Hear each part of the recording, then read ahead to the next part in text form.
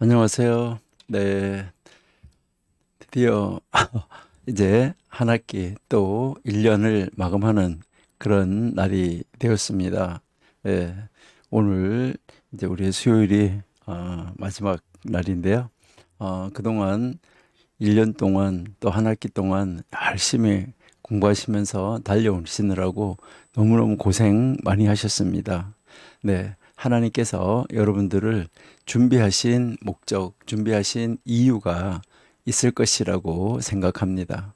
여러분들의 그 놀라우신 그 은혜 또 능력을 통하여서 하나님께서 역사하시는 그 힘이 크시고 하나님의 큰 그 뜻을 이뤄내는데 부족함이 없는 하나님의 사람, 하나님의 자리로 나아가실 수 있을 줄로 믿습니다.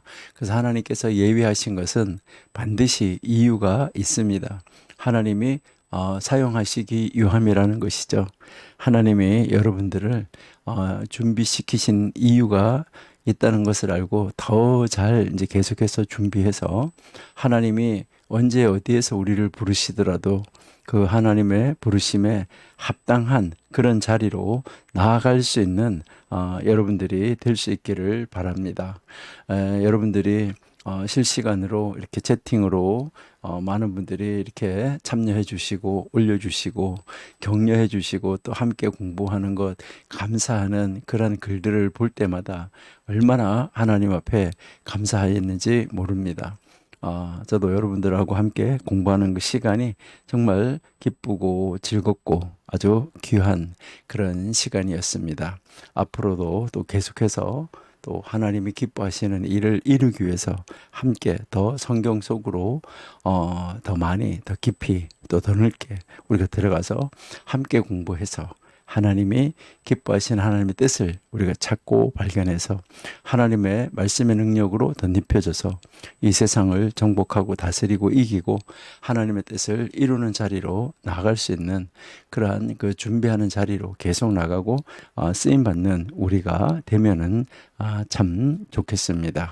네.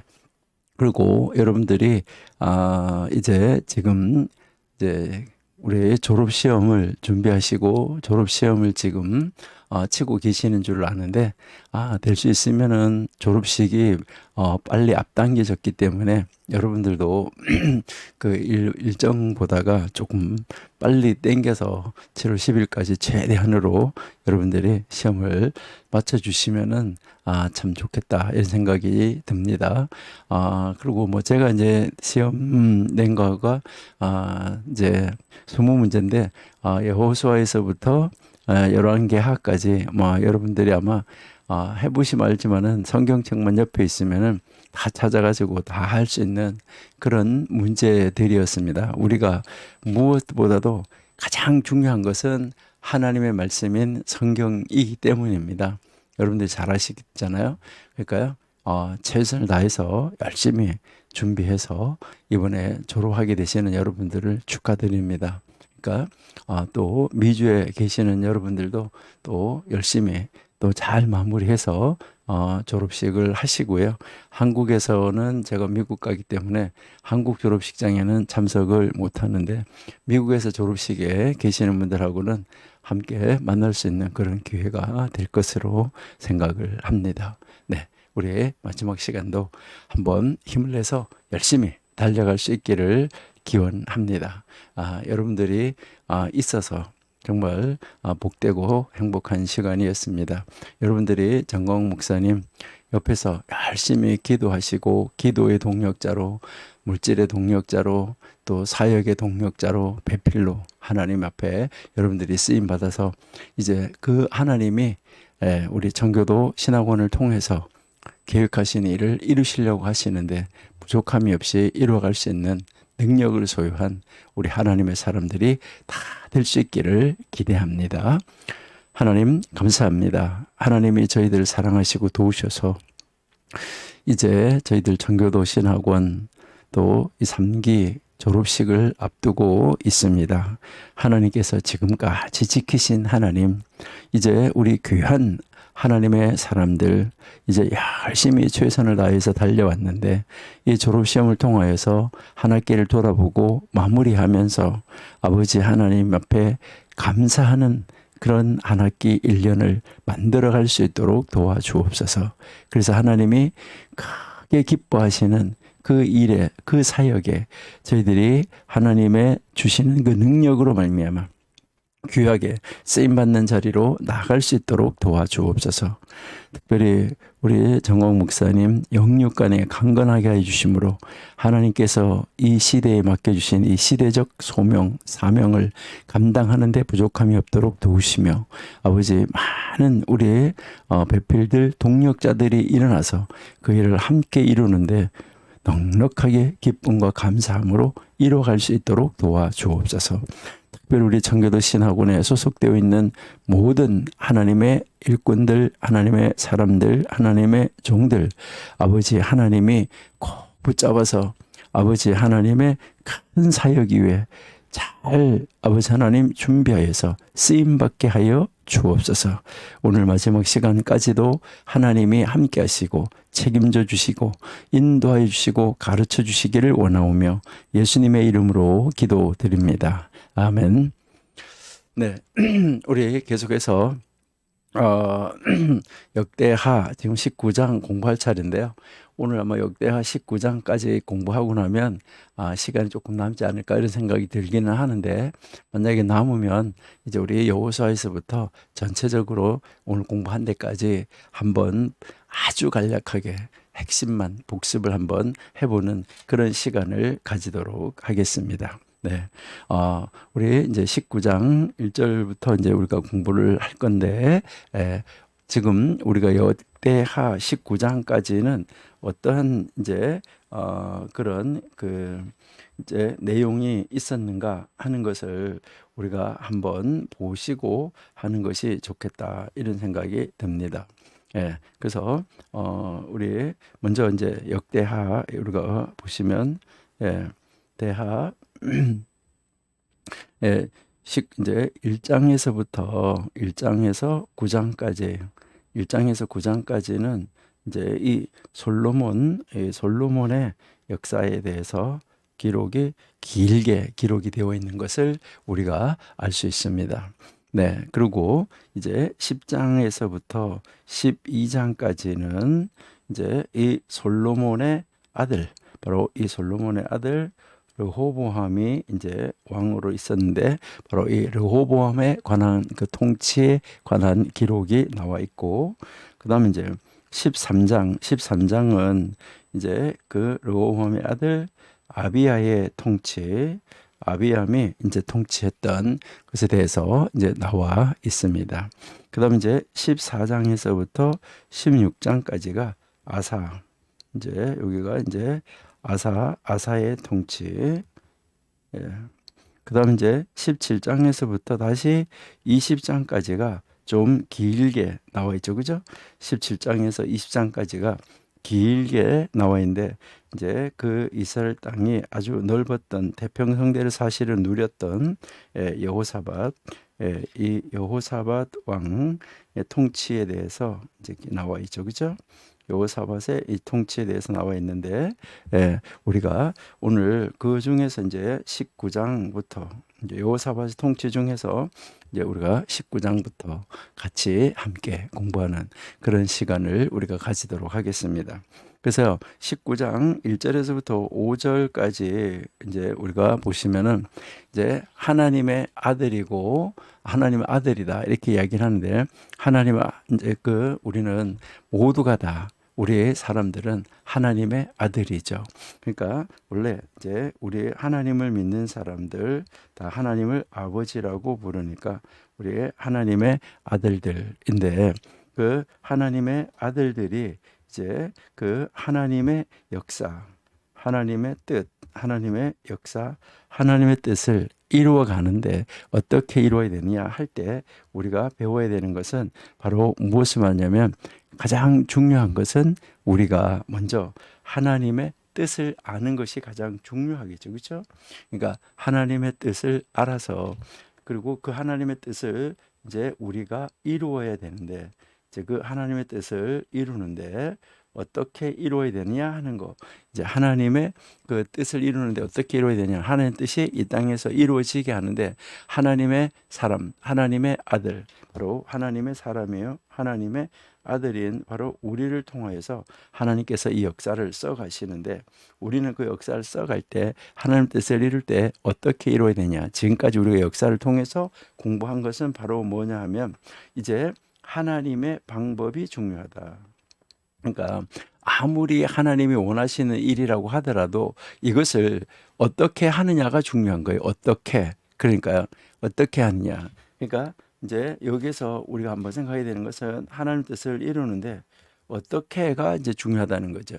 그러니까 왕들이 하나님 보시기에 선을 행한다고 하긴 하더라도, 그럴 때라도 우리는 어떻게가 중요한데, 이게 어떻게 할 때 이게 하나님의 방법으로 해야 된다는 거죠. 그다음에 언제, 그러니까 언제 해야 되냐, 언제 해야 되냐. 하나님이 원하시는 시간에, 하나님의 시간에 하셔야 되는 거예요. 그러니까 하나님의 방법대로, 그렇죠? 하나님의 방법대로. 예. 그다음에 이제 우리는 하나님의 시간표에 맞추어서, 하나님의 이제 이 시간표에 맞추어서 일을 이루어 가야지 된다 하는 것인데, 그래서 하나님은 이 하나님의 일을 이루는데도 어떻게 이루고 있냐면은 하나님의 시간표에 맞추어서 이루는데, 자, 누구를 통해서 이루느냐 하는 것이죠. 자, 이제 여기서 우리가 누구를 통해서 이루느냐, 바로 하나님의 사람을 통해서 이룬다. 그러니까 하나님은 하나님의 시간에, 하나님의 방법대로, 하나님의 시간에 이제 그 하나님의 사람을 통해서 하나님의 역사를 이루어 가신다 하는 것을 우리가 알 수가 있습니다. 그래서 이제 그 하나님의 이제 사람들, 그리고 이제 하나님의 아들들, 이제 또 이 하나님의 사람들, 하나님의 아들들이 하나님의 일을 이루는데, 여기에서 이제 그 하나님께서 돕는 자들을 다 세우시는 것이죠. 그러니까 돕는 자, 뭐 동력자, 이런 사람들을 하나님이 세워서 사용하는데, 왕 옆에도 지금 우리가 지금 공부하고 있는 이 여호사밧 왕, 이 여호사밧 왕 옆에도 이제 이 돕는 자, 동력자 있었다는 거죠. 그러니까 그 동력자가 있었는데, 그 동력자 바로 누구야? 선견자. 이제 하나님께서 선견자를 세우는 거죠. 그래서 뭐 선견자라고도 하고 선지자라고도 하는데, 이렇게 이 선견자, 선지자인 누구가 있었습니까? 예후.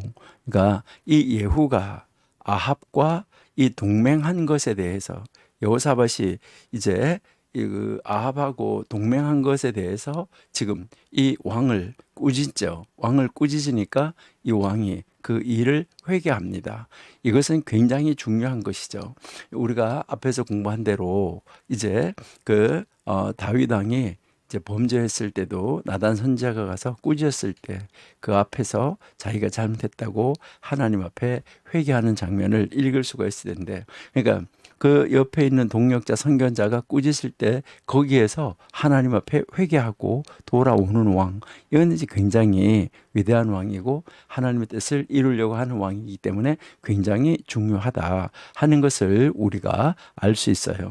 자, 그래서 우리 한번 이제 읽어보도록 할게요. 유다 왕 여호사밧이 평안히 예루살렘에 돌아와서 그의 궁으로 들어가니라. 하나님의 아들 선견자 예후가 나아가서 여호사밧 왕을 맞아 이르되, 왕이 악한 자를 돕고 여호와를 미워하는 자들을 사랑하는 것이 옳으니까 그러므로 여호와께로부터 진노하심이 왕에게 임하리이다. 그러나 왕에게 선한 일도 있으니 이는 왕이 아세라 목장들을 이 땅에서 없애고 마음을 기울여 하나님을 찾으심이니라 하였더라. 예. 그래서 여호사밧이 예루살렘에 살더니 다시 나가서 부엘세바에서부터 에브라임 산지까지 민간에 두루 다니며 그들의 조상들의 하나님 여호와께로 돌아오게 하고, 하나님께로 계속해서 두루 다니면서, 왕이 직접 두루 다니면서 이제 하나님이 자기의 백성들, 하나님이 자기에게 맡겨준 백성들이 자기의 백성이라는 것을 생각하기 이전에 하나님의 백성이라고 생각을 하고 그들의 조상들의 하나님 여호와께로, 하나님께로 돌아오게 했다. 그러니까 회개하고 그렇게 했다는 거죠. 그래서 유다 온 나라의 견고한 성읍에 재판관을 세우되 성읍마다 이렇게 있게 했다라고 이야기를 하고 있는 것이죠. 자, 그래서 이 선지자를 통해서 하나님이 이제 죄를 지적해 주니까 회개했어요. 그런데 이제 이 여호사밧이 우상 숭배자인 아합과의 이 관계를 맺은 것은 그 신복들에게 이제 좋지 않은 본을 보여준 거예요. 그러니까 이런 그 선례를 남기는 것은 참 좋지 않은 것이죠. 항상 이 선례를 남기는 거, 이게 굉장히 중요한 건데, 선례를 남기지 않는 것이 이제 좋다는 거죠. 그러니까 좋은 선례, 이것을 남겨야 되는데 이 나쁜 선례를 남기는 것은 아주 안 좋은 것이죠. 그래서 이 여호사밧은 온 나라를 두루 다니면서 이제 이 백성들을 하나님 앞으로 돌아오도록 만드는 것이죠. 그리고 이 여호사밧은 모세의 그 법을 쫓아서 이 재판 제도를 확립시켜 나가고 있는 것을 우리가 볼 수 있어요.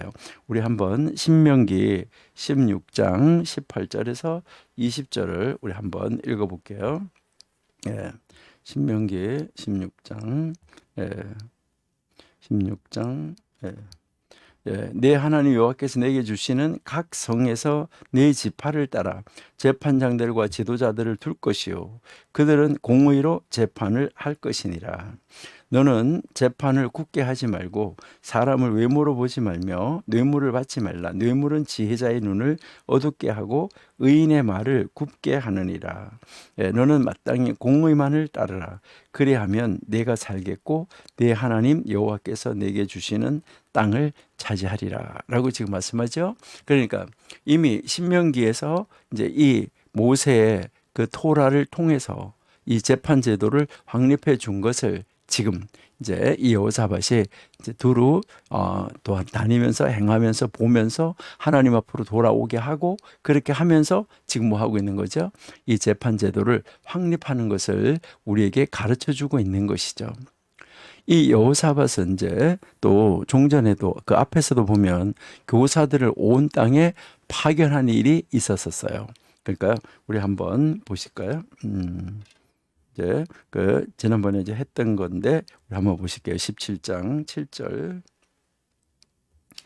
예.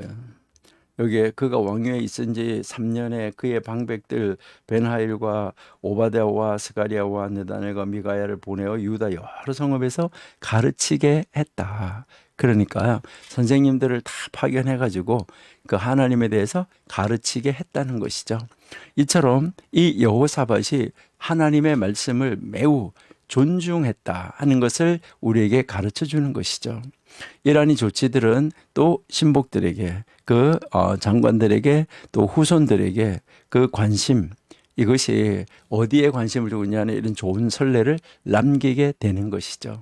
그러니까 이 여호사밧은 바로 하나님의 대리자로서, 내가 왕이 아니라 하나님이 왕인데 내가 하나님을 대신하는 대리자로서의 왕으로서 여기에서 다스렸다라고 하면서 대리자로서 충성스럽게 행하려고 하는 이런 마음 자세를 가지고 있는 그러한 그래도 훌륭한 왕이었었다 하는 것을 우리에게 가르쳐 주는 것이죠. 자, 그다음 이제 우리가 이제 보면 이제 6절에서부터 우리가 이제 11절까지 한번 보시면, 이제 19장 6절 11절 보면 이 여호사밧의 이 권면, 이 여호사밧이 진 백성들을 다 이렇게 하는 그 권면은 다 어디에서 나온 것이냐 하는 것이죠. 이거는 다 토라로부터 나온 것이다. 그러니까 모세의 법으로부터 나온 것이라는 것을 우리가 알 수 있는데요. 자, 우리 19장 10절 한번 보실게요. 19장 10절. 자, 19장 10절 이제 보시니까 어떤 성읍에 사는 너희 형제가 혹 피 흘림이나 혹 율법이나 계명이나 율례나 규례로 말미암아 너희에게 와서 송사하거든 어떤 송사든지 그들에게 경고하여 여호와께 죄를 범하지 않게 하여 너희와 너희 형제에게 진노하심이 임하지 말게 하라. 너희가 이렇게 하면 죄가 없다. 이렇게 지금 가르쳐 주고 있는 것을 우리가 이제 볼 수 있습니다. 그러니까 모든 이 권면은 다 하나님의 법 토라, 이제 모세의 토라에서 나온 것이다 하는 것을 알 수 있어요. 그래서 여호사밧은 바로 그 하나님의 백성 가운데서 재판관으로 활동한 사람들에 대해서 이제 이 하나님의 이 명령을 강화시켜 나가는 거예요. 하나님의 말씀대로 재판하라 하는 것이죠. 그러니까 하나님의 언약 백성을 재판하는 까닭에 또 하나님이 모든 이 되어지는 일들을 감찰하시고 계시는 거예요. 하나님은 지금도 계속해서 보시고 계시는 것이죠. 감찰하시고 하나님이 보시고 계시는 까닭에 재판관들은 하나님을 경외하고 모든 일에 하나님 앞에서 신중해야만 된다 하는 것을 가르친 것이죠. 그래서 이때 이 재판관들은 이제 그 수도인 예루살렘에서 임명받아 가지고 이 어려운 문제들을 그곳으로 가져오게끔 만드는 것이죠. 그래서 이제 이때 이제 이 대제사장은 종교적인 문제를 책임졌고 이 유다 지파의 우두머리는 이 스바랴가 민사적인 문제를 책임지고 있었고 레위인은 관리자로 봉사를 하고 있었던 것을 우리에게 가르쳐 주고 있습니다. 예, 이런 모습을 우리가 이제 보면서 성경에서 우리에게 가르치는 것이 이런 것이구나 하는 것을 알 수 있죠. 그렇죠? 예, 자, 그러면 19장 11절 한번 읽어 보실게요.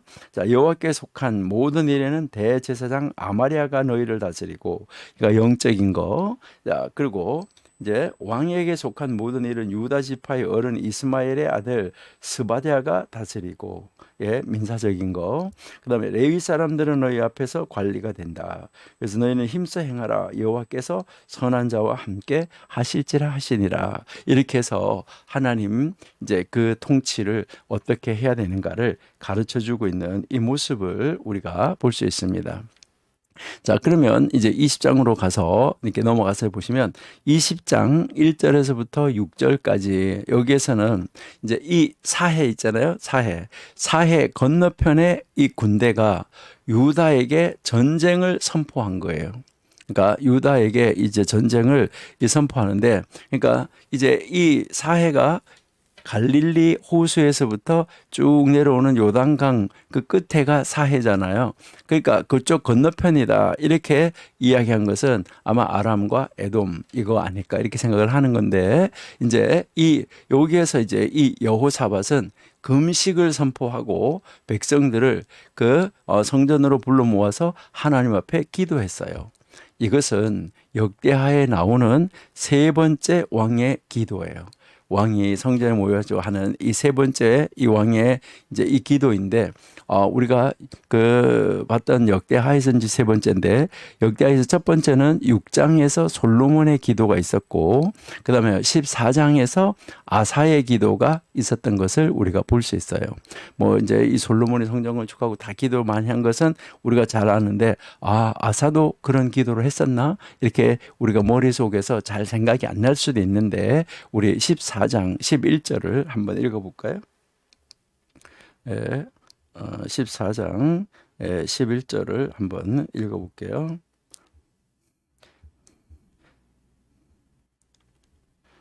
14장 11절 아사가 그의 하나님 여호와께 부르짖어 이르되 여호와여 힘이 강한 자와 약한 자 사이에는 주밖에 도와줄 이가 없사오니 우리 하나님 여호와여 우리를 도우소서. 우리가 주를 의지하오며 주의 이름을 의탁하옵고 이 많은 무리를 치러 왔나이다. 여호와여 주는 우리 하나님이시니 원하건대 사람이 주를 이기지 못하게 하옵소서 하였더라.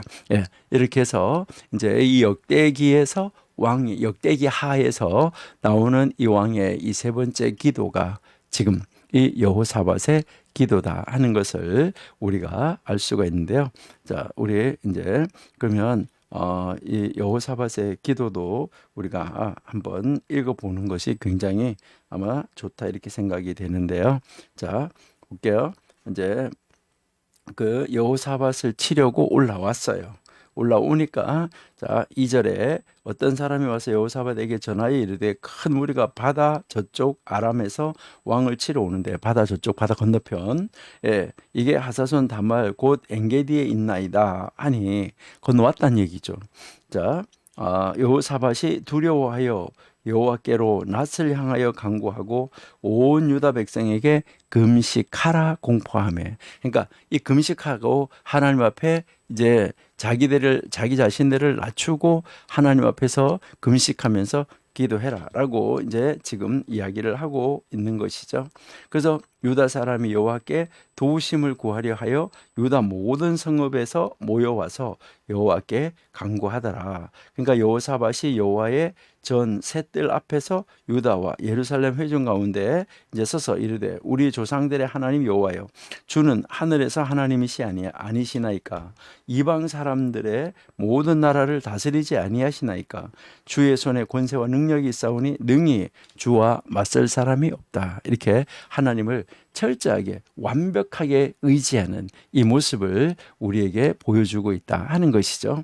그래서 이제 7절부터 여러분들이 이렇게 보시면 7절을 보면 이제 7절부터 보시면 13절까지 7절에서 13절까지가 이 여호사밧은 유대인이 그 하나님의 언약 백성임을 이제 하나님 앞에 상기시키고 있어요. 하나님의 백성이다. 이것을. 그리고 이 여호사밧이 기도하는 이 성전은 하나님의 성소이고 그 기도를 듣고 응답하겠다고 하나님이 듣고 응답하겠다고 약속하신 곳이에요.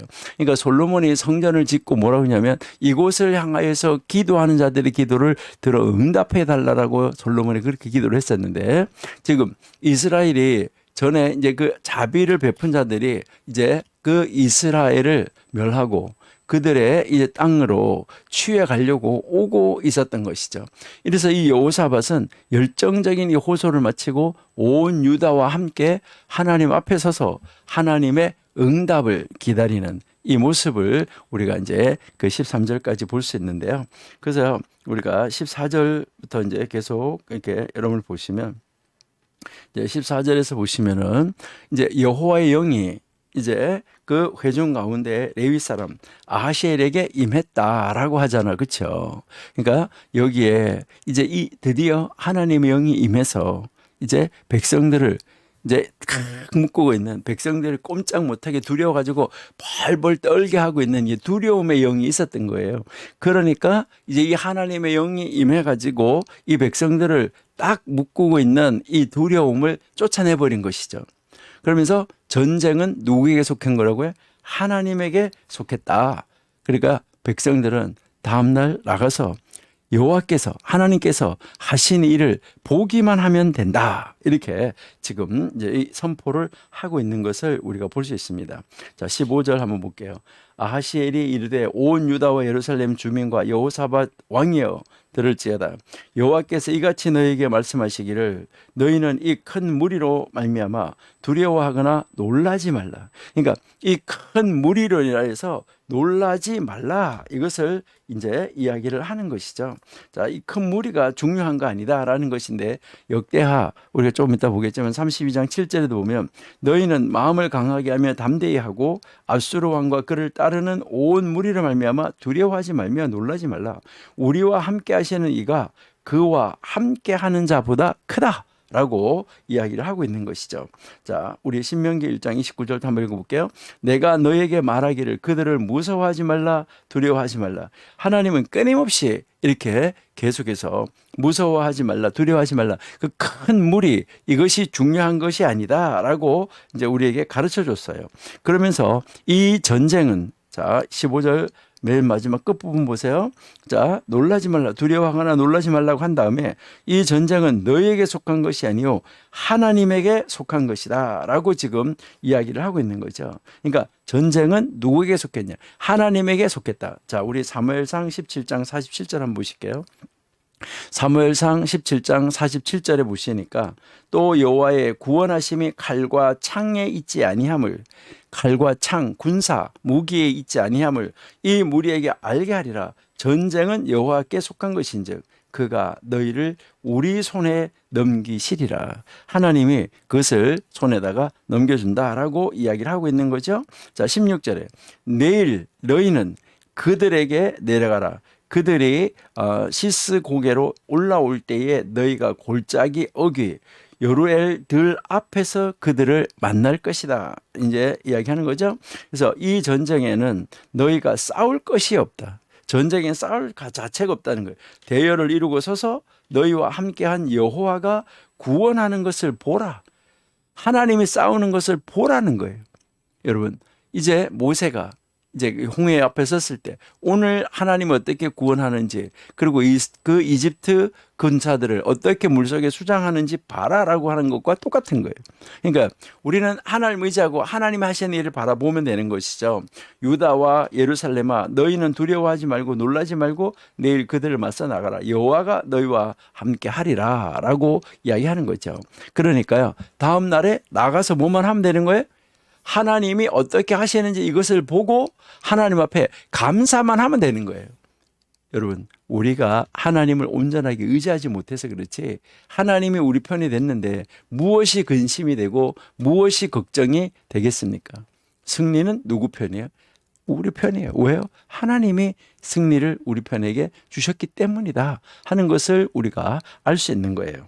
자, 18절부터 보시면 백성들은 그 일이 이루어지기 전에 믿음으로 승리를 즐거워했어요. 아직까지 전쟁하지 않았어요. 그랬는데 이제 승리가 된다는 이 확신을 가지고 지금 믿음을 가지고 이 승리를 이제 기뻐하면서 하나님 앞에 예배하고 경배하는 거죠. 그 다음날 아침에 그들은 하나님께서 행하신 일을 보려고 일찍이 자리에서 일어났어요. 그들은 마치 절기를 지키러 가는 것처럼 절기를 지키러 여호와 이제 그 예루살렘에 하나님 앞에 절기를 지키러 가는 것처럼 기쁘고 즐거워하면서 싸움터로 나갔어요. 자, 이 노래하는 사람들이 앞서 나갔다고 이야기해요. 한번 우리 보실까요? 자, 먼저 경배했지요. 18절에서. 그리고 이제 여기에 19절 보니까 그핫 자손과 고라 자손에게 속한 레위 사람들은 서서 심히 큰 소리로 이스라엘 하나님 여호와를 찬송했다고 그랬어요. 그다음에 20절에 이에 백성들이 아침에 일찍 일어나서 드고와 들로 나가니라. 이제 드고와로 나갔어요. 나가니까 이제 갈 때 여호사밧이 서서 이르되 유다와 예루살렘 주민들아 내 말을 들을지어다 너희는 너희 하나님 여호와를 신뢰하라.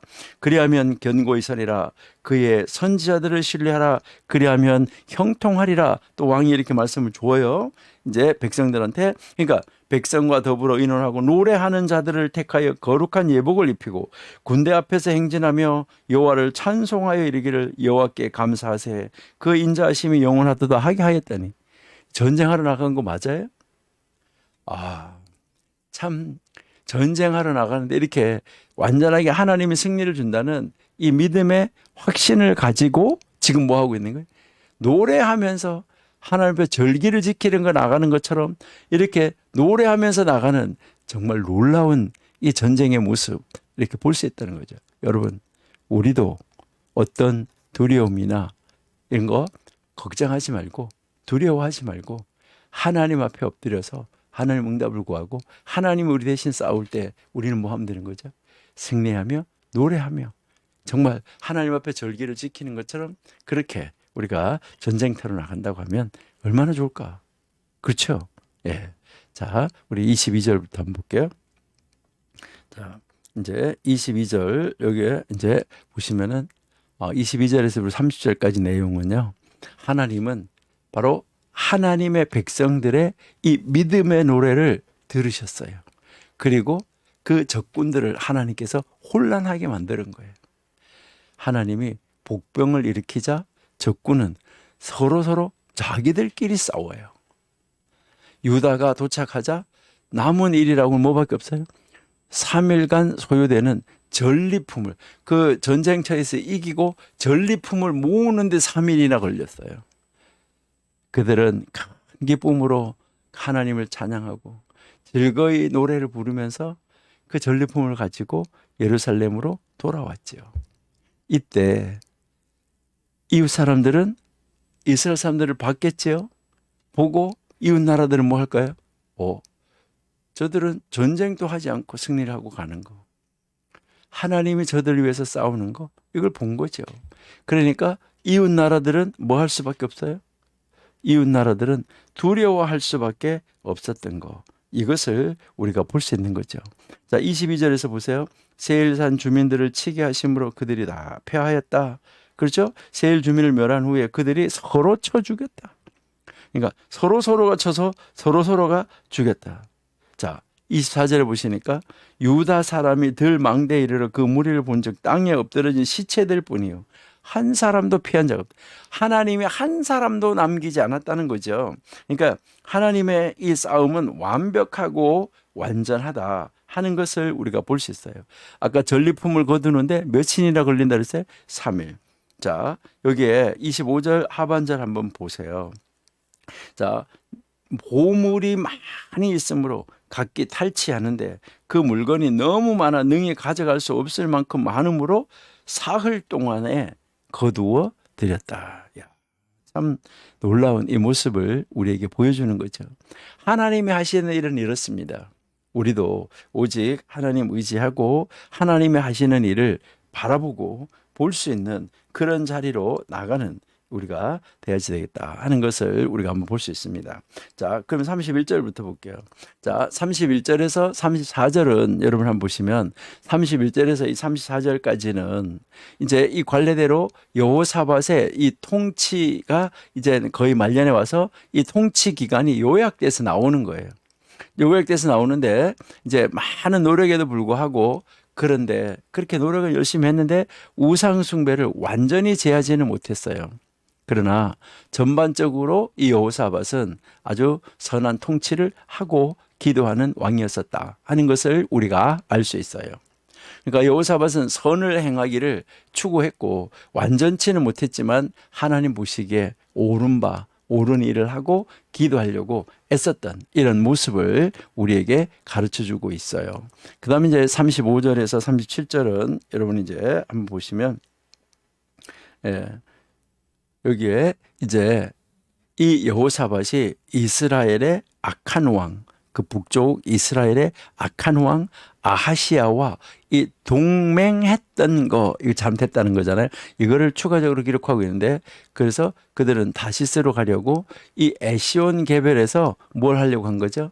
이제 이 배를 이제 그 건조해가지고 이걸 건축해가지고 이제 나가려고 했었는데 하나님께서 이 엘리에셀이라는 이 선지자를 통해서 다시 선언하신 대로 바로 그 계획을 하나님이 무산시켜버리는 이 모습을 우리가 읽을 수 있어요. 이렇게 해서 여호사밧은 결국 60세에 죽게 되고 그와 이제 공동 통치를 하던 그의 아들 여호람이 그를 대신해서 이제 왕이 되는 이 모습을 이제 우리가 볼 수 있습니다. 예, 이제 우리 21장으로 한번 가보시도록 하겠습니다. 자, 이렇게 해서 여호사밧의 이제 통치가 끝났어요. 아까 그랬잖아요. 솔로몬, 르호보암, 아비야, 아사, 여호사밧. 이 여호사밧까지 이제 끝났고 이제 이 여호사밧 다음 왕 이제 이 여호사밧이 이제 죽고 난 다음에 이 여호사밧의 이 아들 바로 이 여호람, 이 여호람이 이제 왕이 돼서 다스리는 이 통치가 21장이죠.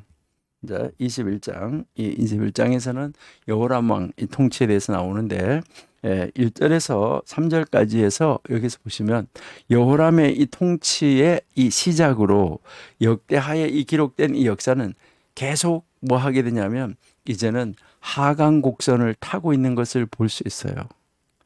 이제 이 여호사밧이 이제 꼭지점을 찍었던 거예요. 이렇게 꼭지점을 찍고 여기에서 이제 이 여호사밧의 아들 여호람이 이제 이 통치를 시작하면서부터 이렇게 이제 여기서 이렇게 하강 곡선을 타게 되는 이 모습, 안타까운 모습을 우리가 이제 볼 수가 있습니다.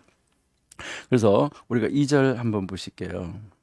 자, 여호사밧의 아들 여호람의 아우들 아사랴, 여히엘, 스가랴, 아사랴, 미가엘, 스바랴는 다 유다 왕 여호사밧의 아들들이라라고 이제 나오잖아요. 그러니까 여기에 이제 나 형제들을 여기에 이제 이 소개하고 있는 요 모습을 이제 우리가 여기서 이제 볼 수 있어요. 자, 그런데 여기에 이제 3절 한번 볼게요. 자, 그의 아버지가 그들에게 은금, 보물, 유다의 견고한 성읍들을 선물로 후히 주었고 여호람은 장자이기 때문에 왕위를 줬다. 그랬잖아, 그렇죠? 자, 근데 4절부터 보세요. 여호람이 그의 아버지의 왕국을 다스리게 되어 세력을 얻은 다음 그의 모든 아우들과 이스라엘 방백들 중 몇 사람을 칼로 죽였다. 이건 뭘 말하는 거예요? 정적을 다 죽이는 거죠. 그러니까 이제 그냥 살려둬도 될 텐데 자기가 불안하니까 이제 이 정적들을 다 죽인다. 그러니까 이 형제들을 죽일 필요는 없잖아요. 그래서 여기서 이제 21장 이 4절에서 6절까지는 바로 이 유다 다섯 번째 왕 이 여호람이 다윗의 길 대신에 여러분들이 잘 아시는 대로 이스라엘 왕은 다 나쁜 왕이었잖아요. 이스라엘의 그 열왕의 길, 그 이스라엘 왕들의 그 나쁜 길로 행하는 걸로 선택을 한 거죠. 들어선 거죠. 그러니까 망하는 길로 가고 있는 거예요. 그러니까 지금 보니까 자기 형제들을 다 죽였잖아요. 동생들을. 요람은 살인자예요. 그리고요 우상 숭배자예요. 그는 자기 자신의 이 왕위를 강화하기 위해서 방백들 그리고요 자기의 형제들을 다 죽인 안타까운 이런 잔인한 모습을 우리가 볼 수 있다는 것이죠. 성경은 그렇게 악하게 행하도록 바로 이 여호람에게 영향을 끼친 이 요인에 대해서 무엇이 그렇게 했는지 여기에 확실하게 밝혀주고 있어요. 무엇이 그렇게 했는지. 이것은 6절에 나와요. 6절 한번 보실게요. 자, 6절에 보시니까 그가 이스라엘 왕들의 길로 행하여 이스라엘 왕들의 길을 갔다는 거잖아요. 자, 아합의 집과 같이 아합 왕, 그러니까 북쪽 이스라엘 아합 왕과 같은 길을 갔다는 거예요. 이는 아합의 딸이 그의 아내가 되었습니다. 아합의 딸이 바로 아합 왕의 딸이 그의 아내가 됐다. 그래서 그가 여호와 보시기에 악을 행했다. 그러니까 이 부인을 잘못 얻는 것도 굉장히 이제 문제가 심각하죠. 이제 이것이 어디에서부터 사실은 시작됐어요? 여호사밧에서부터 시작이 됐어요. 그러니까 여호사밧이 이 이제 남북왕국의 두 나라 간에 결혼 동맹을 맺게 했는데 이제 유다는 이스라엘을 지배하던 그 죄악에 이스라엘 막 지배하고 있는 그 이스라엘 백성들을 지배하고 있는 이 죄악 거기에 이 남쪽 유다도 결국 물들고 말한 거죠. 아합의 딸 이 아달랴가 하나님의 백성에게 심판이 임하게 하는 바로 이 사탄의 손에 잡혀 있는 그 아달랴는 하나의 도구였었다. 자, 너무나 이 안타까운 이런 모습을 우리가 이제 볼 수 있는 것이죠. 자, 우리 7절은 한번 읽어볼까요? 예. 자, 여호와께서 다윗의 집을 멸하기를 즐겨하지 아니하였음은 이제 이거는 지금 멸해야 돼요. 북쪽 이스라엘처럼. 그런데 하나님이 즐겨하지 않았는데 이전에 다윗과 더불어 언약을 세우시고 또 다윗과 그의 자손에게 항상 등불을 주겠다고 말씀하셨습니다. 이 하나님은 한 번 약속하신 것은 그 약속을 지키시는 신실하신 하나님. 그러니까 그 신실하신 하나님이라서 이 약속을 지금 지키겠다는 거잖아요. 안 그랬으면 벌써 날아갔다는 거죠. 하나님이 다윗의 언약을 기억했다 그러잖아요. 그래서 아합과 이스라엘에게 대하셨던 것처럼 요람과 유다에게 그렇게 나라가 멸망하게끔 하는 그런 엄한 벌은 주지 않았다라는 것을 이야기를 하는 거죠. 그래서 유다는 이 바로 그 불경건한 동맹을 여호사밧이 맺은 까닭에 적지 않은 이 고난을 당할 이런 운명을 지금 예고하고 있는 것과 마찬가지예요. 너무너무나 안타까운 이런 모습을 우리가 볼 수가 있는 것이죠. 자, 21장 8절부터 여러분을 보시면은 이제 8절에서 15절까지의 내용은 8절 15절은 여호사밧 시대에 바로 이 유다를 두려워했던 에돔 족속이 있었었는데 이 에돔 족속이 반역을 했어요. 유다의 이 성읍 또 림나도 반역을 했어요. 여호람은 이 백성을 더욱더 우상 숭배에 자꾸 빠지게 했어요. 그래서 이러한 이 상황을 계속 악화시켜 나갔어요. 너무 안타까워요. 왕에게 이 보낸 이 서신에 담겨 있는 엘리야의 예언조차도 엘리야가 예언했는데 그 예언조차도 그 왕을 여호람 왕을 이 악한 길에서 돌이키지 못했어요. 이 여호람은 선지자 엘리야가 이스라엘에서 행한 이 능한 이 사역에 대해서 분명하게 알고 있거든요. 아합처럼 아무 반응을 보이지 않았던 정말 안타까운 이런 왕이었었어요. 엘리야는 이 여호사밧 통치 기간에 하늘로 이제 이 취함을 받고 하나님의 취함을 받고 올라갔어요. 여호사밧의 통치 때. 여호람이 그 아버지와 약 5년 동안 공동 통치를 했기 때문에 이 메시지가 전달될 쯤 엘리야는 아마 살아 있었을 거예요. 아니면은 엘리야가 하나님의 지시로 서신을 쓴 다음 이것을 엘리사에게 줘가지고 적절한 때에 이것을 전해줬을 수도 있어요. 너무너무 안타까운 이런 이 모습을 우리에게 이제 보여주는데요. 자, 21장 16절 17절은 우리 한번 읽어볼게요. 예. 여호와께서 블레셋 사람들과 구스에서 가까운 아라비아 사람들의 마음을 격동시키사, 그러니까 그들의 마음을 하나님이 충동시켜 가지고 여호람을 치게 했다는 거예요. 이거 참 안타깝죠. 하나님이 원수가 돼버린 거예요. 하나님은 그들의 편이었었는데 그들이 올라와서 유다를 침략하여 왕궁의 모든 재물과 그의 아들들과 아내들을 탈취하였으므로 막내 아들 여호아하스 외에는 한 아들도 남지 아니하였다. 블레셋 사람, 아라비아 사람 올라왔잖아요. 그래서 이 왕의 소유, 이 막내 아들, 이 여호아하스를 이 제외한 바로 그의 모든 가족을 다 잡아가잖아요. 그가 그 자기 아버지의 가족을 몰살했기 때문에 이 징벌은 그가 저질렀던 이 죄에 대한 어떻게 보면 응당한 그 보상이었었다. 거기에 대한 보응이었었다. 이렇게 우리가 한번 생각해 볼 수도 있어요. 그 다음 이제 18절서부터 여러분이 보시면은 이 일 후에 여호와께서 여호람을 쳤어요. 그래서 여호람은 하나님이 치시니까 능히 고치지 못할 병에 걸렸어요. 그 창자에 심한 병이 들어서 고통당하다가 결국은 창자가 밖으로 나와서 죽는 안타까운 이런 죽음을 맞이했죠.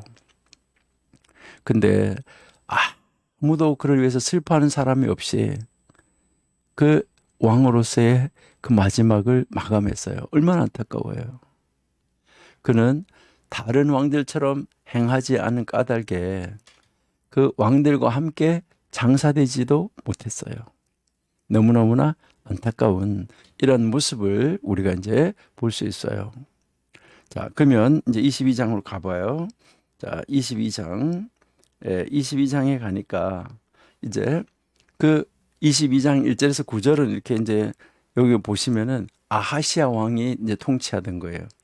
아하시아 왕이 22장 1절에서 9절, 아하시아 왕이 통치하는데 이 아합의 집과 동맹한 결과로 이제 생겼잖아요. 여호사밧의 이 할아버지죠. 그러니까요. 그 아합의 집과 동맹한 결과로 생긴 이 문제가 이제 그 할아버지 여호사밧에서 이제 요람으로 그다음에 아하시아로 이 3대까지 영향을 주고 있는 것을 우리가 볼 수 있어요. 그러니까 요 아하시아 왕은 여호아하스죠. 그렇죠? 그러니까 여호아하스인데 그 뒤로 가면서는 이제 아하시아 또 아사랴 이렇게 이야기를 하고 있는데 결국 여호람이 이제 아버지가 죽은 후에 결국은 왕이 된 것이죠. 그가 그때 22살이었다라고 이야기를 하는데 그의 그 어머니는 바로 누구라고 그래요? 오므리의 손녀 아달랴가 바로 그 남편이 죽은 후에 이제 남편이 죽은 후에 계속 유다에게 자기 아들에게까지 악영향을 끼치고 있는 거죠. 이제 그가 그 엄마가 아들 곁에서 악을 행하도록 자꾸 끼워가지고 계속해서 이 왕이 파멸의 길로 빠져들 수밖에 없도록 인도해가는 이 악한 어머니. 정말 놀랍죠. 그래서 이 아하시야는 결국 다윗의 후손으로 왕위에 앉도록 생명을 보존은 받았는데 그 부친의 죄악, 아버지의 죄악을 되풀이함으로 말미암아 하나님의 은혜에 대해서 배은망덕하는 거죠. 그래서 그는 이 여호람과 동맹을 해서 아람과 전쟁을 하게 되는데 이 예후하고 그 일행이 이 사마리아의 이 숨은 아하시야를 발견하고 그를 죽여요. 이 왕의 신복들은 그가 이 경건한 여호사밧의 손자이기 때문에 장례식은 정중하게 치러줬어요. 아하시야는 나라를 다스릴 만큼 나이가 든 아들이 없었어요. 그러니까 그 아들이 왕이 될 만큼 이제 성장하기 전에 뭐 한 거죠? 죽었다는 것이죠.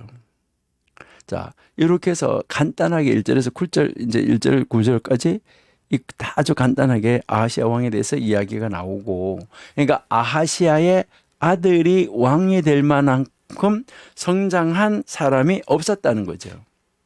그러니까 그만큼 큰 아들이 없으니까 이제 누가 그 왕위를 차지하냐면 이제 아들이 왕인 아들이 죽으니까 엄마가 그 아들을 이제 그 아들이 다스렸던 그 자리를 차지하게 되는 거죠. 그러니까 아직까지 손자가 성장한 손자가 없었다는 거죠.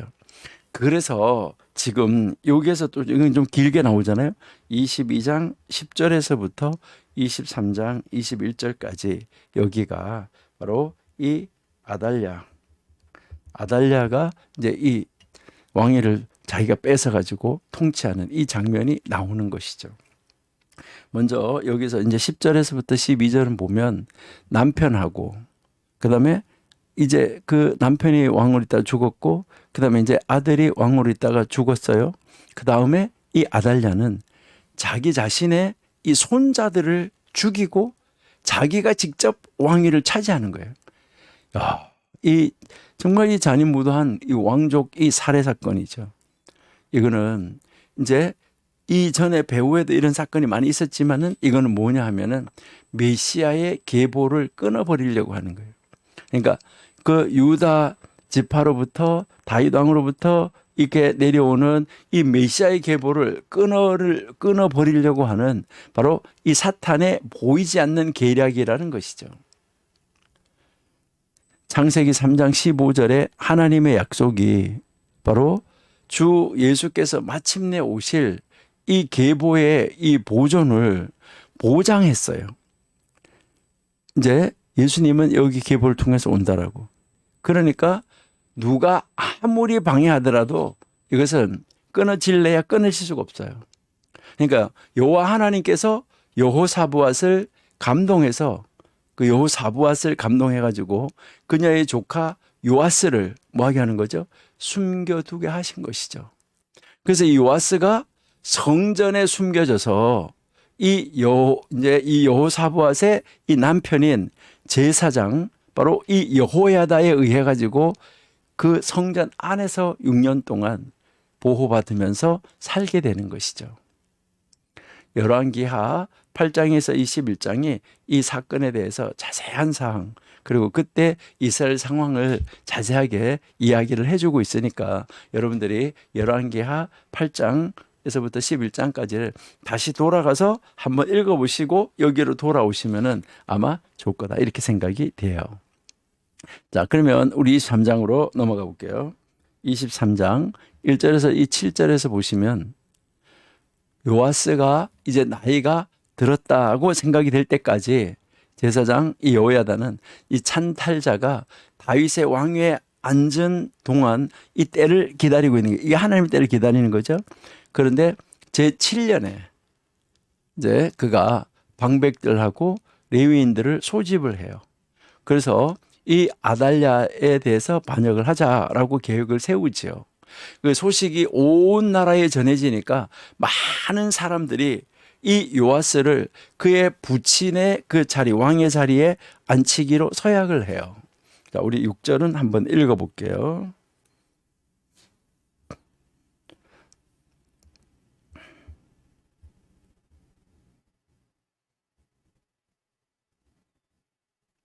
예. 제사장들과 수종드는 레위 사람들은 거룩한즉 여호와의 전에 들어오려니와 그 외에 다른 사람들은 들어오지 못할 것이니 모든 백성은 여호와께 지켜야 할 바를 지킨다라고 지금 이야기해요. 그러니까 모든 백성은 여호와의 명하신 바, 그러니까 하나님이 명하신 바, 여호와께서 지켜야 할 바, 이거를 명령하신 거, 이거를 다 뭐 하는 거예요? 지킨다라는 건데요. 그러니까 성전 출입을 금지하는 법을 준수해야 된다는 거예요.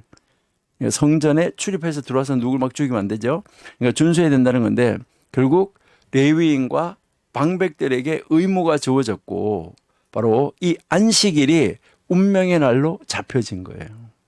그러니까 이 안식일이 운명의 날로 이 잡혀진 이 안타까운 이 모습을 우리가 이제 볼 수 있는데요. 자, 7절에 레위 사람들은 각각 손에 무기를 잡고 왕을 호위하고 다른 사람들이 성전에 들어오거든 죽이고 왕이 출입할 때에 경호할지나 하시니라. 그러니까 여기서 철저하게 이제 지켜야 된다는 거죠. 예, 그다음 이제 8절에서부터 우리가 11절까지 여기에 이제 23장 여기서 보시면은 이제 이때 이 대를 1대, 2대, 3대로 나누어 가지고 성전을 지키고 왕궁을 지키는 이런 사람들이 있었잖아요. 그래서 입번하는 사람 또 이제 퇴원하는 이제 다시 나가는 사람 이렇게 있었는데 그러니까 이 새로운 반차가 성전에 들어갈 때 이제 새로운 그 반열 일을 맡은 사람이 이렇게 교대하는 거죠. 이 들어갈 때 이전의 반차를 내보내지 않았다고 이야기해요. 그렇게 해서 이 여호야다는 사람들의 주의를 끌지 않고 많은 사람들을 모을 수가 있었던 거예요. 그러니까 내보내지 않고 새로 이제 반차가 들어올 때 이들은 성전에 있는 이 다윗의 병기로 무장을 시킨 것이죠. 그래서 모든 준비가 딱 완료되자 이제 7살밖에 안 된 7살 된 이 요아스를 성전에서 인도하여서 왕위에다가 올려 앉히는 것이죠. 모든 규례를 쫓아서 율법책이 그에게 주어진 것이죠. 어떤 사람들은 이것이 궤 안에 두었던 원래의 율법책이었다 이렇게도 생각하는 사람들도 있는데 뭐 우리가 그것이 꼭 그렇다라고 볼 필요는 없고요. 그래서 모세의 규례를 쫓은 그 율법책 이것은 우리가 신명기 한번 읽어볼게요. 신명기 17장 18절에서 20절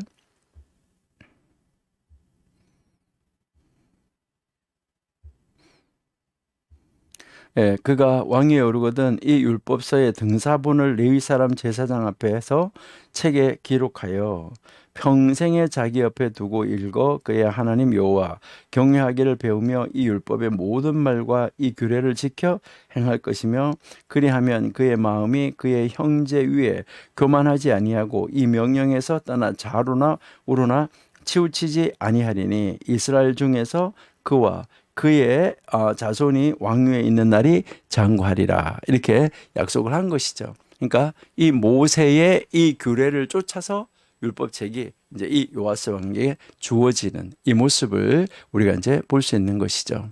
자, 그러면 23장 12절 한번 보실게요. 자, 이제 23장 12절.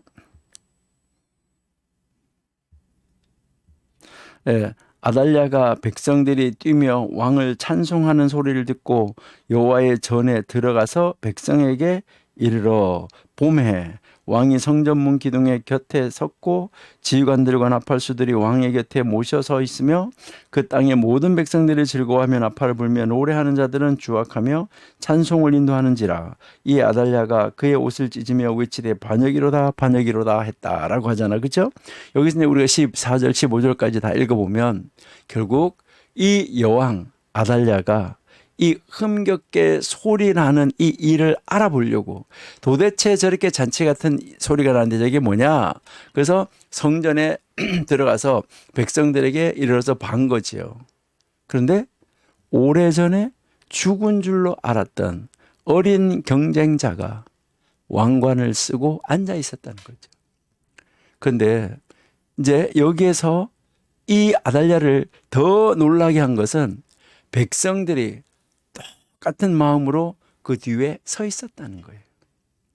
아무도 그 요시야가 왕으로 앉는 것에 대해서 반역을 외치지도 않았고, 그리고 이제 이 아달랴가 외치는 그 반역이라고 외치는 그 소리에 귀담아 듣는 사람도 한 사람도 없었다는 거죠. 결국 왕위를 반역을 하고 뺏어간 사람은 누구라고 생각하는 그 백성들은요? 바로 왕위를 뺏어갔던 이 찬탈자는 아달랴였었지. 그 요아스 할머니였었지 요아스가 아니다. 이걸 이야기하는 거죠. 이 여호야다는 그녀를 죽이라 그러는데 성전 안에서는 죽이지 말라. 그리고요, 이제 마문에 이르러서 유다에 행한 그 잔악 행위에 대해서 거기에 가서 거기서 죽임을 당하게 되는 이러한 이 모습을 우리가 볼 수 있었다 하는 거죠. 네. 자, 23장 16절부터 이제 계속해서 한번 보세요. 자, 성경 펼쳐놓고 따라가시면서, 자, 여기에서 이제 이 아달랴가 결국은 죽고 축출이 됐잖아요. 그래서 여기서 개혁이 아주 신속하게 진행되는 것을 우리가 볼 수 있어요. 그러니까 이 여호야다하고 백성들은 이제 이 여호와의 백성이 되기로, 하나님의 백성이 되기로 서약을 하는 거예요. 그러니까 그 백성들의 이 충성을 보이기 위해서 그들은 바알 신전을 파괴하고 이 바알 제사장 맏단을 죽이게 되는 거죠. 그래서 여호야다는 이제 이 제사장으로서 이 성전과 이 예배에 아주 민감하게 반응하는 것을 볼 수 있어요. 바로 그가 첫 번째 행한 일 중 하나가 바로 뭡니까? 성전 봉사를 모세와 다윗이 명한 대로 이 체계를 바로 잡는 것이었어요. 그래서 레위인과 제사장들에게 이제 그 하나님의 법이 가르친 대로, 모세 법이 가르치는 대로 레위인과 제사장들에게 이 의무를 주게 되는 것입니다.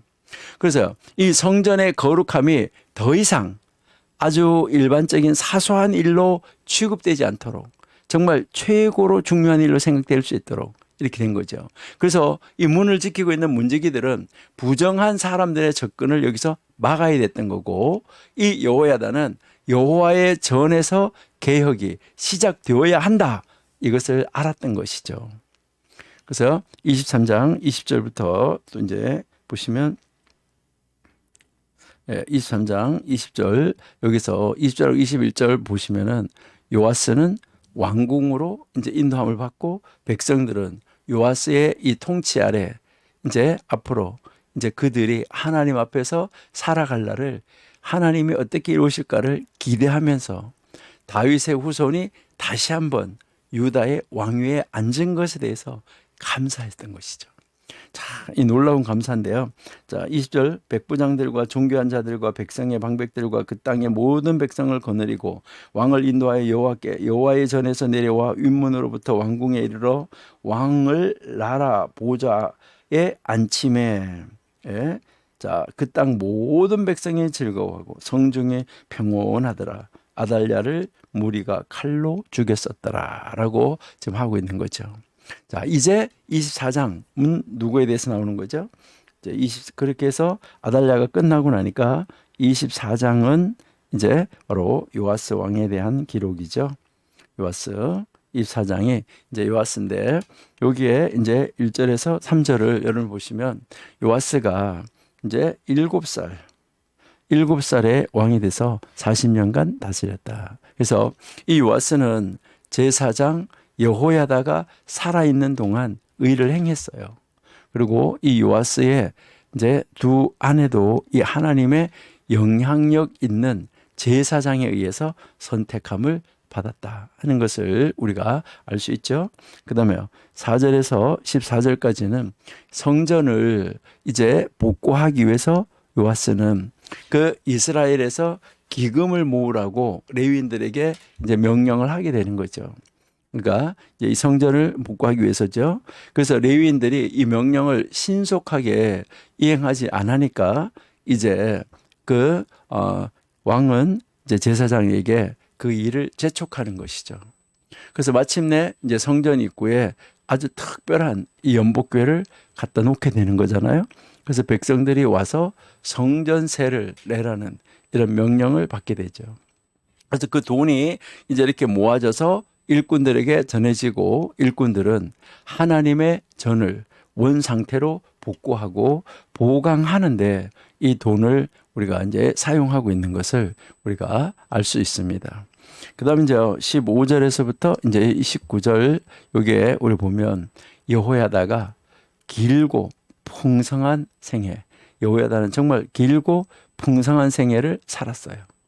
그리고 죽고 그는 왕족이 아닌 자에게 주어지는 아주 비범한 영예로 여로함과 함께 장사되는 이런 영예를 얻었어요. 왕이 아닌데요. 근데 그의 이 경건한 영향력이 이제 없어졌잖아요. 없어지니까 요아스가 우상 숭배자들에게 조언을 구하는 이런 안타까운 일이 벌어져요. 그래서 결국은 그의 나라를 파멸로 다시 인도해가는 이런 안타까운 모습을 우리가 볼 수 있는 거죠. 하나님께서 선자들을 보내어서 경고했는데 이 유다의 이 지도자는 회개하지 않고 오히려 반역을 하게 되는 이런 이 안타까운 모습을 우리가 볼 수 있어요. 너무너무 이제 이 안타까운 것이죠. 그럼 이제 20절에서 27절에 이제 이 스가랴가 결국 백성들에게 하나님의 경고를 전해요. 근데 어떻게 됩니까? 왕은 그를 돌로 쳐 죽이게 해요. 이 요아스는 스가랴의 그 조상인 이 여호야다가 베풀어 줬잖아요. 그에게 여호야다가 그에게 베풀어 줬잖아요. 이게 스가랴 제사장의 조상이잖아요. 제사장이니까요. 그거를 기억하지 않은 거예요. 자기를 그렇게 살려주고 6년 동안 보호해주고 7년째 왕위에 앉혀주고 이렇게 했는데,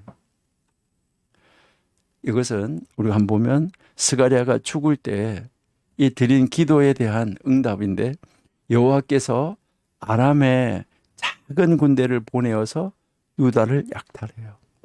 그 방백과 왕자들을 죽이게 해요. 너무너무 안타깝죠.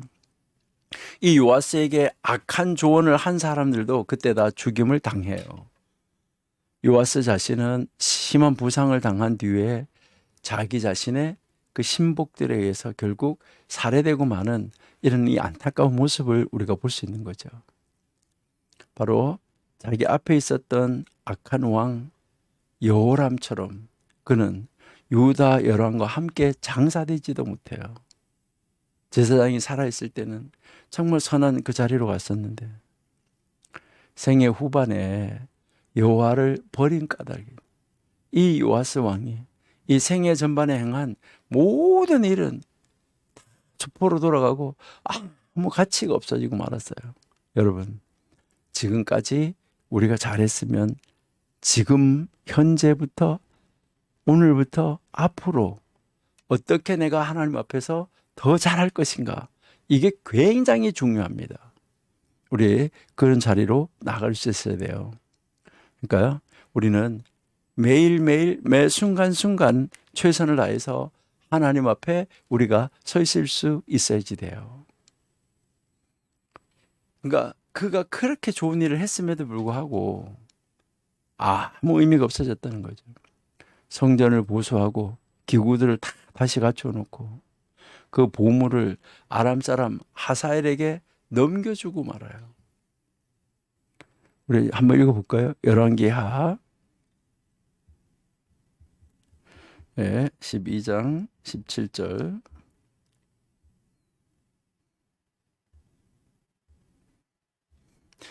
그때 아람 왕 하사엘이 올라와서 가드를 쳐서 점령하고 예루살렘을 향하여 올라오고자 하므로 유다 왕 요아스가 그의 조상들 유다 왕 여호사밧과 여호람과 아하시야가 구별하여 드린 모든 성물과 자기가 구별하여 드린 성물과 여호와의 성전 곡간과 왕궁에 있는 금을 다 가져다가 아람 왕 하사엘에게 보냈더니 하사엘이 예루살렘에서 떠나갔더라.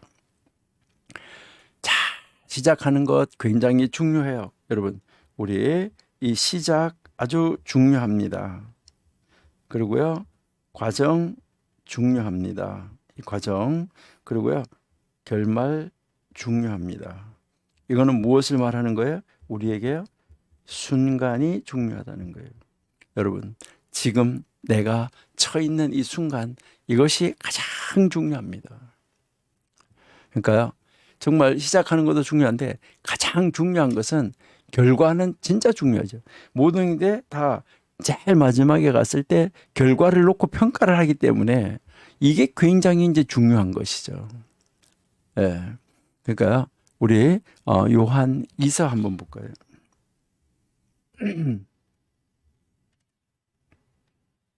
예, 요한 2서 8절에 너희는 스스로 삼가 우리가 일한 것을 잃지 말고 오직 온전한 상을 받으라. 여러분, 지금까지 우리가 열심히 쌓아놓은 그런 보상이나 상이 있다고 하면 이거 잃어버리지 말아야 돼요. 요하스처럼 잃어버리지 말고 이것을 이제 우리 온전한 상을 받는 그 자리까지 나아갈 수 있는 우리 청교도, 우리 신학도들, 우리 모든 하나님의 종들이 다 되시면은 참 좋겠습니다. 예.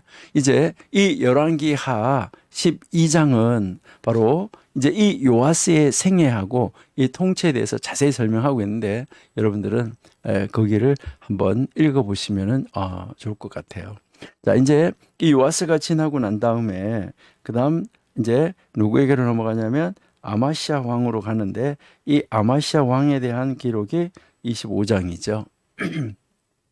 자, 25장 1절에서부터 10절까지 해서 보면 왕위를 이제 안정시키고 그 부친을 죽인 자들을 율법대로 처리한 후에 이 아마시아가 대외 관계로 관심을 이렇게 두는 것을 우리가 볼 수 있어요.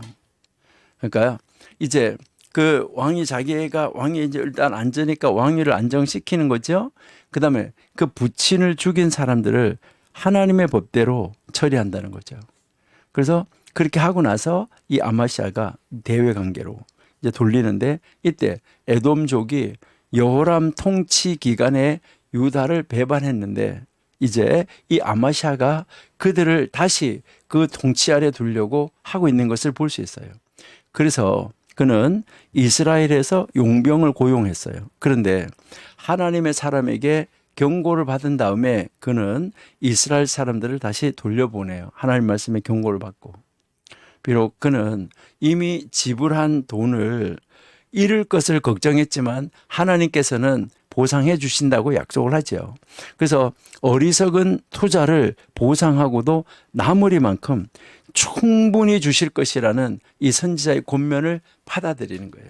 여러분, 선지자의 권면을 받아들이고 이 선지자의 말을 따르는 것, 이건 굉장히 중요하다는 거죠.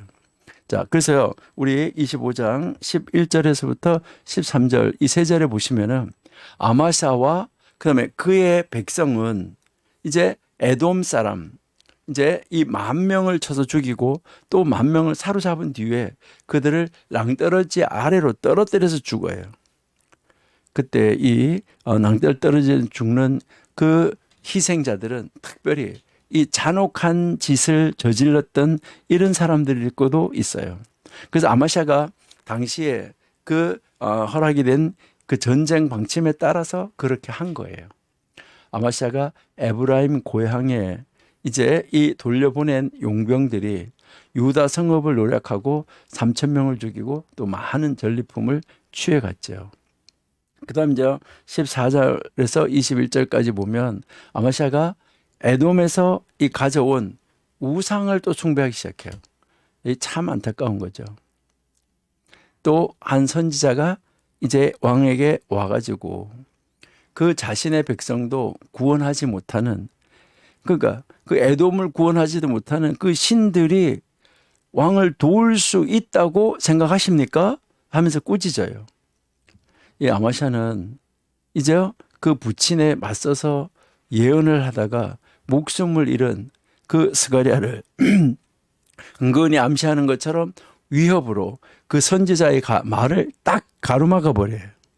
그래서 그 선지자는 이 왕의 경고에 또 대응하는데 뭐라고 대응해요?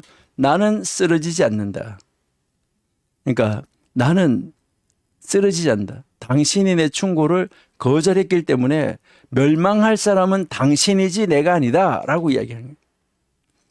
아마시아는 하나님의 조언을 안 들어요. 그 대신에 자기 부하에게 조언을 구해요. 그는 어리석게도 그 선지자의 경고를 거절하고 이스라엘 이 요아스 왕과의 이 전쟁을 벌이게 되는 거죠. 너무너무 안타까운 이 모습을 우리가 볼 수 있죠. 그러니까 결국은 어떻게 될까요? 22절에서 28절을 보면 유다가 패배하고 아마시아는 모욕과 노략을 당해요. 예루살렘이 침략을 당하고 성전이 약탈을 당해요. 아마시아의 신복들이 그를 배반해요. 마침내 그는 예루살렘에서 도망을 해요. 그는 라기스에서 살해된 다음에 예루살렘에 옮겨져서 장사 지내게 되죠. 안타깝죠. 자, 이렇게 해서 아마시아 지나서 이제 26장으로 우리가 이제 가면 26장에서는 우시야 왕이 나오죠. 그렇죠?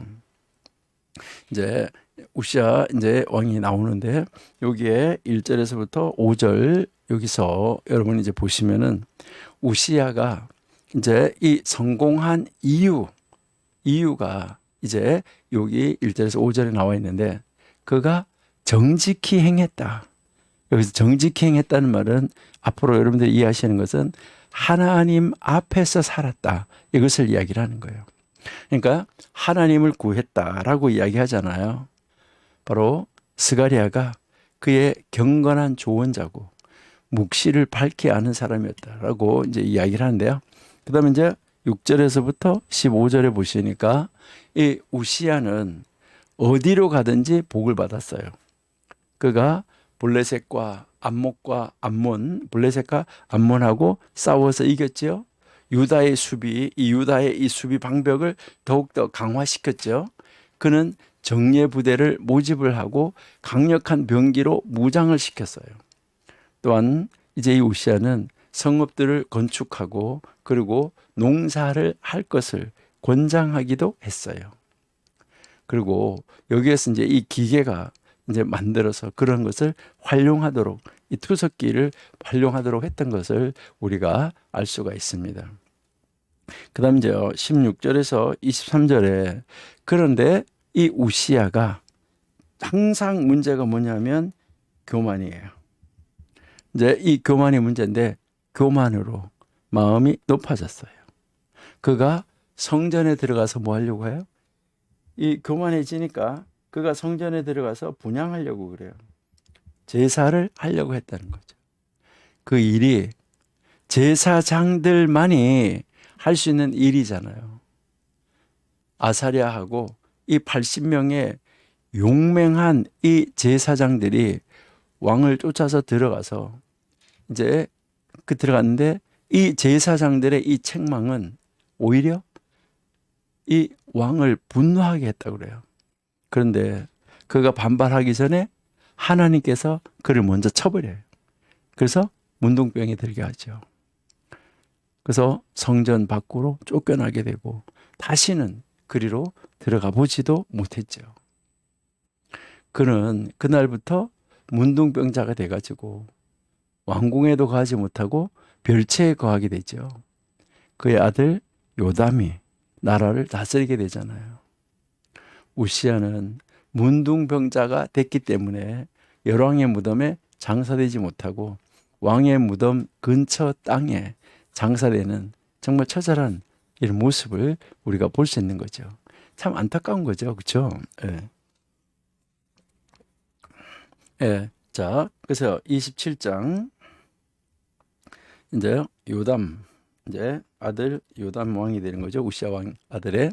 자, 1절에서부터 여기 이제 이 4절에서는 이 이제 우시야와 마찬가지로 요담은 평화를 누리고 그다음에 이 수도 이 주변 성읍들을 건축하고 보수할 수가 있었어요. 그는 그 아버지 우시야의 죄의 문제를 제외하고 그 죄의 문제, 아버지가 죄 지었던 것을 제외하고는 나머지는 다 부친을 보여준 대로 쫓아갔어요. 그 아버지가 똑같이. 근데 산당은 제하지 않았어요. 요담은 어떻게 보면 뛰어난 개혁자는 아니었나 이렇게 생각을 하는데요. 근데 개혁자는 아닌 것 같아요. 그는 백성들이 사악을 행하지 못하도록 하는 그런 조치를 하지는 않았어요. 개혁을 하려고 하면 그 백성들이 돌아서게 해야 되는데, 그렇죠? 예. 그다음 이제 5절에서 9절 한번 보시면 5절에서 9절은 이제 이 암몬 족속은 앞서서 우시아에게 복수 이제 이 우시아에게 이제 거기 가서 이제 져서 그들에게 속국이 됐어요. 근데 그의 죽음과 함께 조공을 바치지는 않은 것 같은데 요담이 그들과 싸워 이겨가지고 다시 조공을 바쳐야 됐던 거죠. 이 그의 능력은 본사에 하나님을 생각한 사실 여기에 기초하고 있었던 것을 우리가 볼 수가 있고 백성들은 요담을 다윗성에 장사하고 그 아들 아하스가 이제 유다의 다음 왕이 되는 것이죠. 그래서 결국 이제 28장에 이제 여기서 우시야, 요담, 그다음 아하스가 왕이 되는 거죠. 예, 여기 이제 우리가 1절에서 4절 보시면 아하스에 이 관한 것을 이제 이렇게 가르쳐 주는 것이 여러분들이 같이 읽어보시면 좋은데 열왕기하 16장, 예, 그다음 이제요 이사야 7장 이렇게 여러분이 함께 보시면은 좋아요. 그러니까 유다가 그때까지 알아왔던 가장 사악한 왕으로서 예루살렘에서 16년을 다스려요. 아하스는 왕이 되자마자 우상 숭배로 빠져들어요. 왕이 되자마자 이제 우상 숭배에 빠져들고 그는 이 다윗의 본을 따라가는 것이 아니라 이스라엘의 북쪽 이스라엘의 악한 왕들의 본을 따라서 그 악한 왕들을 본을 삼아서 따라가고 있어요. 아하스는 이 예루살렘 성 밖에 흰놈의 아들들 골짜기에서 어린아이를 제물로 바치는 이런 이 가증한 의식을 다시 일어나게끔 만들었어요. 이거는 너무너무 안타까운 일인데 열왕기상 11장 7절에서 이 몰렉에게 속한 이 의식은 솔로몬 시대 이후로 한 번도 행해진 때가 없었어요. 그런데 이제 이 모든 형태의 우상 숭배와 가증한 것들이 널리 행해지고 그거를 막지 아니하고 오히려 권장했어요. 너무너무 안타까운 이런 모습을 우리가 볼 수 있어요. 그다음에 이제 5절에서 8절에는 여러분 보시면은 그 일로 인해서 이제 결국 하나님께서 여러 유다의 대적을 일으키시는 거예요. 참 너무너무 안타까운 이런 이 모습을 우리가 볼 수가 있는 거죠. 아사랴는 이제 이 아람 왕 르신, 그다음에 이스라엘 왕 베가가 예루살렘을 이제 대적을 해가지고 이들이 동맹했다 이렇게 말을 해주지요. 결국 그들은 이제 이 남왕국의 수도 예루살렘을 함락하지는 못했지만은 유다에게 엄청난 손실을 입혔어요. 이스라엘은 하루에 12만 명을 죽이고 20만 명을 포로로 잡아간 거예요. 이게 너무너무 안타까운 거죠. 이때 많은 방백이 이제 죽임을 당했어요. 그래서 아하스가 이제 이 르신과 베가에게 위협당하던 이때 이 임마누엘이 동정역에서 나실 것이라는 이 약속을 하나님이 그를 통해서 이스라엘 집에 허락하시는 것을 볼 수 있어요. 그러니까 이 아하스 왕이 바로 르신 베가에게 위협을 당하던 그럴 때였었어요. 그럴 때 아들 날이라 임마누엘이라. 우리 이사야 7장 한번 볼까요?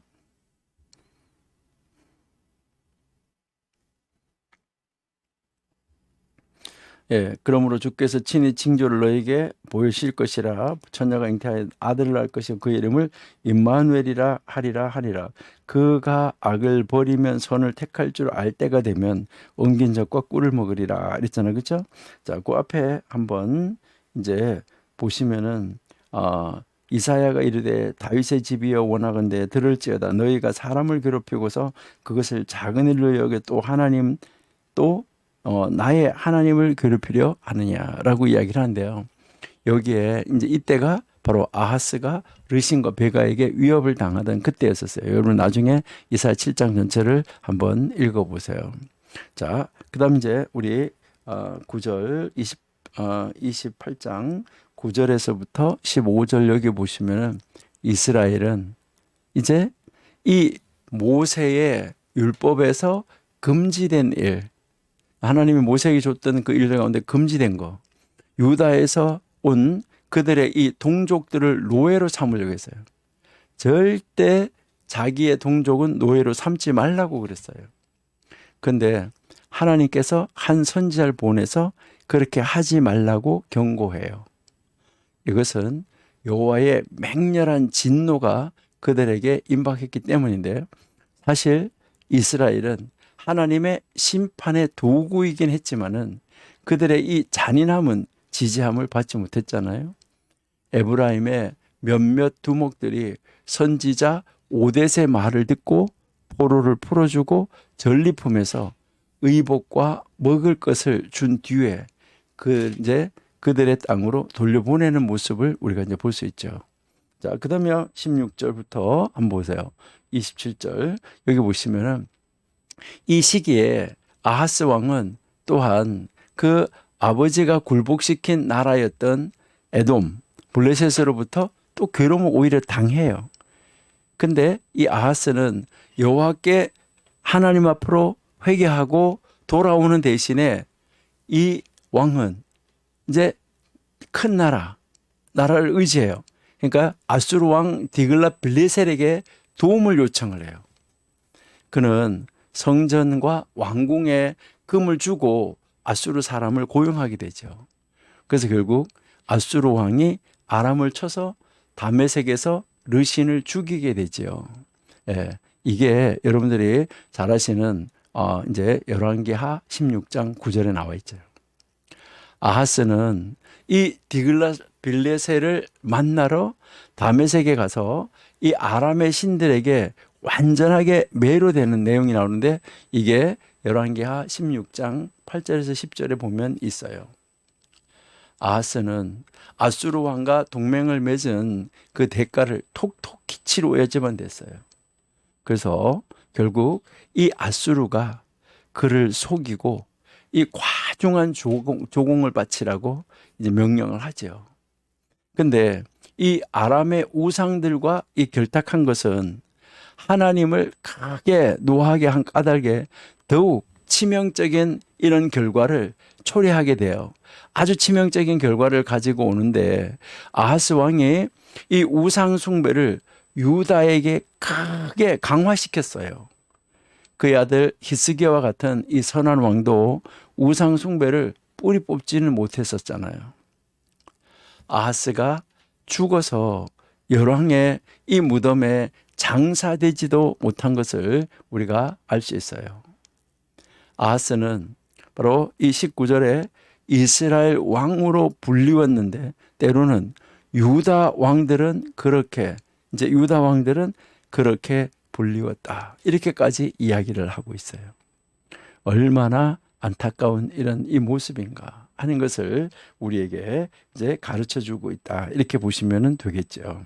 자, 이제 그다음 이제 29장에서 32장까지 이제 29장에서 32장까지가 히스기야 왕에 대해서 이제 나오는 말씀입니다. 그러니까 이제 이 히스기야 왕도 굉장히 이 장수를 길게 이제 차지하고 있는 것을 우리가 알 수 있어요. 여러분들이 잘 아신 대로 이 히스기야 왕이 굉장히 이제 또 많은 좋은 일들을 했던 것을 우리가 알고 있습니다. 그래서요, 여기서 이제 우리가 이제 보면 이제 이 히스기야 왕의 통치에 대해서 지금 이 성경이 여러 장을 할애하고 있잖아요. 그러니까 지금 네 장이나 여기서 이제 할애하고 있는 것을 우리가 볼 수 있는데, 이제 우리가 요 같이 병행해서 보는 구절, 여러분들이 이제 열왕기하 왕하를 우리가 같이 읽어야 된다 했잖아요. 열왕기하에서는 18장에서 20장, 그러니까 18장에서 20장까지 열왕기하에서는 세 장을 히스기야 왕에 대한 이 기록으로 가져가고 있어요. 그리고요, 선지자 이사야서, 이제 여러분이 선지자 이사야서에서 보면 36장에서 39장까지, 그러니까 여기에서 이제 이 네 장이 바로 이사야서, 이제 이게 바로 이 왕에 대해서 이제 기록을 하고 있다 하는 것을 볼 수 있어요. 그러니까 굉장히 이제 이 히스기야 왕에 대해서 이 성경이 여러 장을 할애하고 있다 하는 것을 볼 수 있잖아요. 자, 여기서 역대기하에서 29장에서 역대기하 29장에서 32장, 왕하 18장에서 20장, 이제 여기에 이사야서에서 36장에서 39장, 이렇게 11장이 한 왕에 대해서 기록하고 있는 모습을 우리가 이제 볼 수 있는 것이죠.